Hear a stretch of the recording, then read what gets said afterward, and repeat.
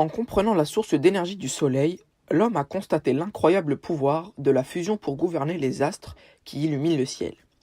Aujourd'hui, il imagine et il construit son avenir en explorant les possibilités que cette réaction pourrait lui offrir sur Terre. Mais commençons par le commencement.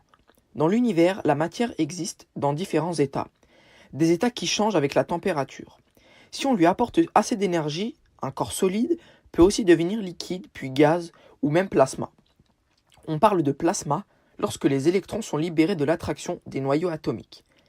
Les noyaux sont constitués de protons et de neutrons soudés par une énergie colossale, l'énergie nucléaire. Il existe plusieurs façons de libérer cette énergie, comme la fission utilisée dans les réacteurs nucléaires et dans laquelle un noyau lourd se scinde en deux, et la fusion qui assemble deux noyaux légers. Pour fusionner, il faut que les noyaux se rencontrent. Les neutrons n'ont aucune charge électrique, tandis que les protons sont chargés positivement. De ce fait, l'ensemble du noyau est chargé positivement.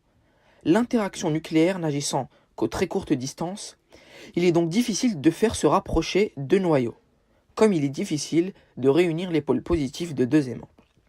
Pour fusionner, il faudra donc que les noyaux aient suffisamment d'énergie cinétique pour vaincre cette répulsion.